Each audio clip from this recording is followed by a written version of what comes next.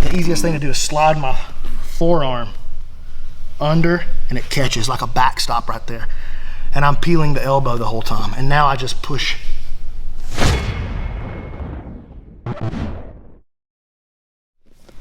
Yeah, give me a little fight right there, Kevin. I believe in you. Let me see if I can get this broken loose here.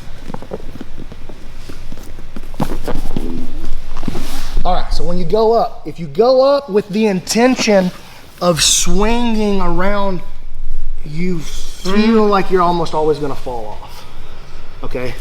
So really, unless I'm drilling or unless I feel during that movement that he just goes, I take it, and then, you know, then really I'm not looking to fall off like we're doing during the flow, all right? What I'm looking to do, and you'll see me do this a lot, fight me just a little bit. I have to get you to fight me, or it's not right. There you go. So look, I'm gonna slide my knee up on this side, and when I throw this leg over, I'm gonna hook his arm. So you're gonna have to defend this arm, Kev. Switch your hands. Yeah, that way. I'm gonna hook this arm with my elbow, and I'm gonna pull myself up, and I'm gonna reach over here, like this. And then once I'm up, like I said, I'm holding my thigh, right there. And then once I'm here, I'm gonna scoop my butt in, and then back down. And that puts me right on top of his diaphragm with my hip. I'm not trying to sit up here. This relieves all the pressure. Look, it's a decently stable attacking position. But this is why people think it doesn't work in no-gi, if we're being honest. That's where you see the change? You see the change? And the more that I posture and find the floor, and I don't lean in. Like when I lean in, the weight comes off a little bit. I want him flat, so I'm trying to drive him down, up, and I'm just touching here. So if I were gonna fall in one direction or the other, move Kevin, move me. That's what, now I'm digging in deep now. I'm here on it. So I want my hip driving in on his diaphragm right there. When you're passing somebody's guard, that was really tighten up a little bit. Tighten up a little. So bad. Just bouncing on their diaphragm like that will almost certainly make them make a mistake.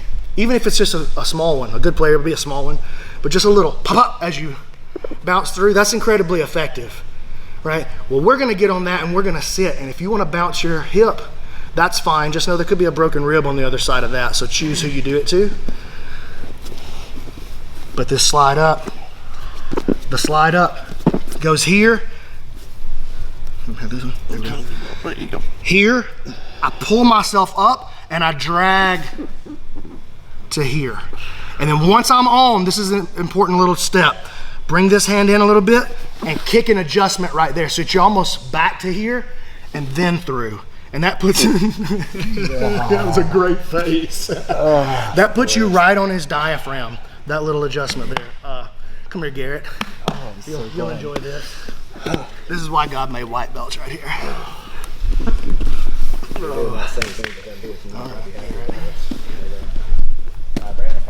All right. Don't be dead back here. Yeah, do something. So, oh shoot. Oh shoot.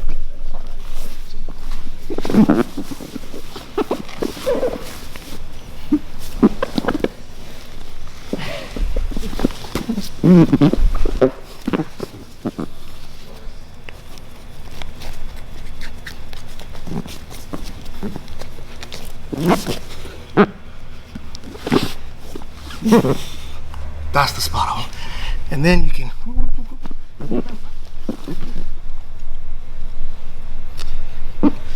all right, so you see where I'm sitting versus over here, which is a totally different thing. This will settle him down no matter how hard he wants to fight. All right, got it? 1, 2, 3. Like, not be like as heavy as I was last time. You doing the chopping block? No. Okay, good. No, I'm going. So we get over into the spot. I adjust my hip and I'm sitting in, but I missed this hook as I came up, and so he's all tied up like what Garrett was doing a while ago. I got up here, relax a little bit. I got up into position, and he's keeping it all tied up, and so because of that, I can't reinforce and make it heavy. So it's just like knee on belly. how if you're playing knee on belly and you got weight on him, like listen, that's heavy. But if I've got your belt and and your collar, I'm pulling you like this and reinforcing it, that's super heavy. That's what's happening here when I have this hook. Defend this arm. When I have this hook, that's what's happening. See, I'm pulling him into the hip and then I'm pushing my hip back in with posture, right? But in this time, I missed the arms. I don't have that hook to reinforce. And so it's binding. I'm keeping his elbows out of position. I don't want him down here. I don't want to be down here in this case because he can hide his elbows there. He's strong there when his elbows are close. I got to make sure that I'm up here in this time. And now I want to peel out this arm. He's going to defend. He knows what's coming. He defends that one. So it makes it hard even for me to get a hook in a meaningful way. And I can't commit my hands too much because he's going to be bucking around and going crazy too, right? So I'm going to need my hands to be prepared to base. So now I'm going to dig in and take this wrist here. So look, a little move back right there to get that wrist, and I bring it up. You see that little knee adjustment there? And now I bring it up. And my objective is to put it into my back pocket back here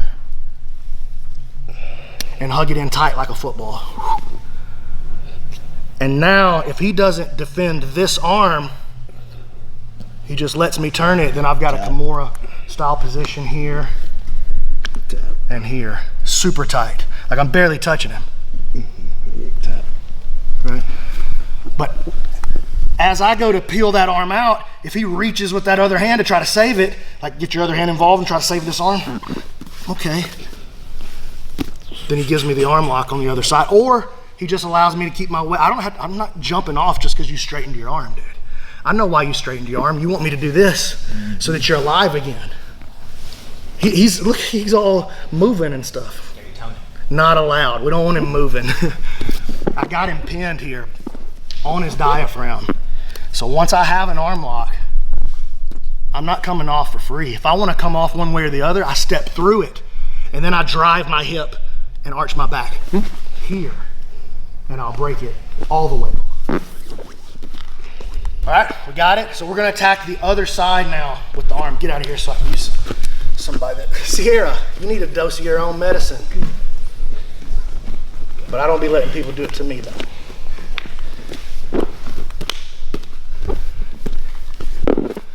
So now we're up higher on an S mount. She's defended this arm. We're gonna pull this one up, back pocket, and then start to peel the elbow towards us. And you can try to take it like a Kimura there, but the Kimura is a long, weird reach. You don't quite have it.